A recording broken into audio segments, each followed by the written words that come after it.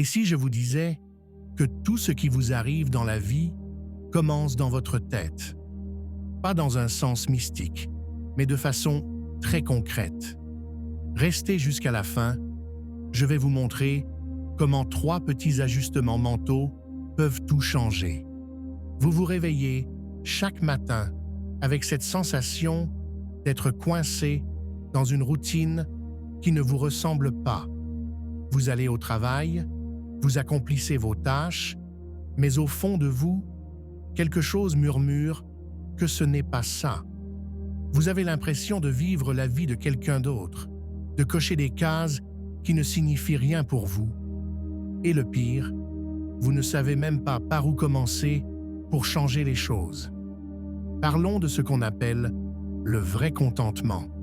Vous savez, celui qui ne s'évapore pas après 2 jours, il ne vient pas de cocher des cases sur une liste de succès socialement approuvés. Il émerge quand vos actions quotidiennes reflètent ce qui résonne au plus profond de vous.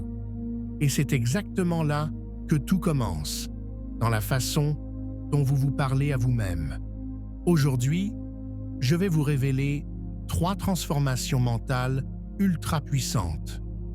Ces ajustements peuvent sembler simples, presque trop simples, mais ils sont soutenus par des décennies de recherches scientifiques. Et surtout, ils ont déjà changé la vie de milliers de personnes. Êtes-vous prêt à les découvrir? Premier ajustement, transformez vos obligations en choix conscients. Prenons un exemple concret. Imaginez que vous détestez aller donner ce cours d'anglais chaque semaine.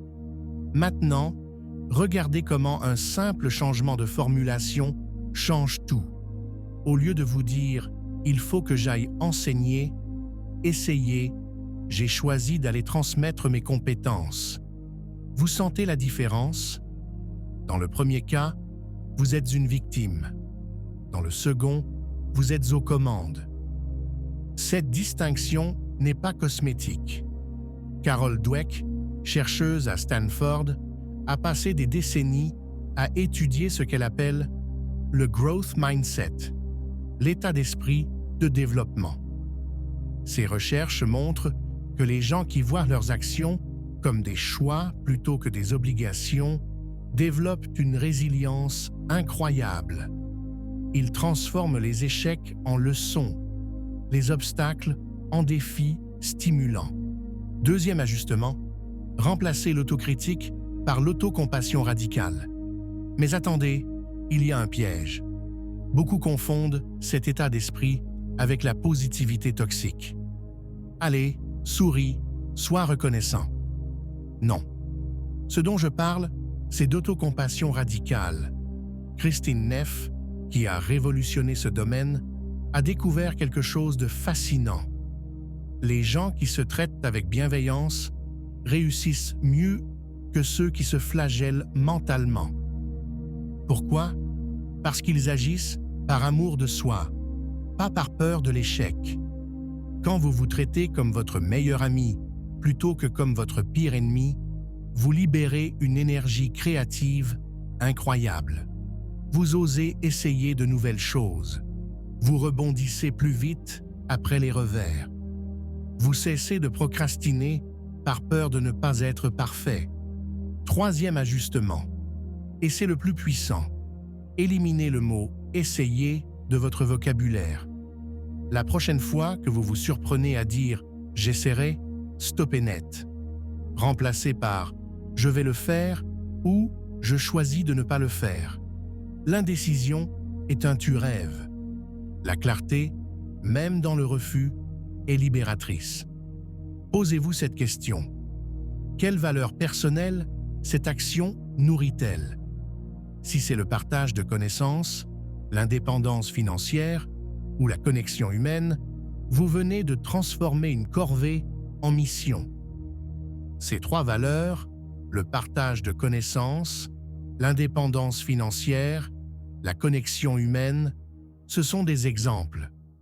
Vos valeurs personnelles sont peut-être complètement différentes. Et c'est parfait. L'essentiel est d'identifier ce qui compte vraiment pour vous, puis d'aligner chaque action sur ses valeurs.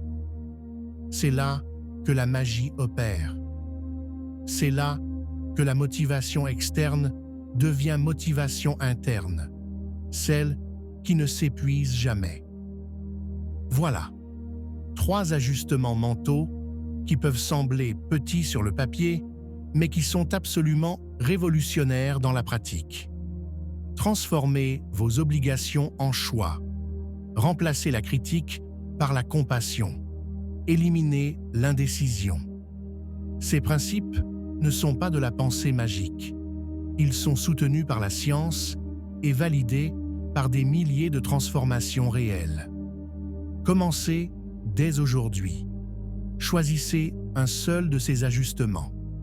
Pratiquez-le pendant 1 semaine. Observez ce qui change. Et maintenant, je veux savoir lequel de ces 3 ajustements résonne le plus avec vous. Est-ce transformer vos obligations en choix, pratiquer l'autocompassion ou éliminer l'indécision? Dites-le moi en commentaire. Et si cette vidéo vous a apporté de la valeur, pensez à vous abonner pour ne rien manquer des prochaines. On se retrouve très bientôt.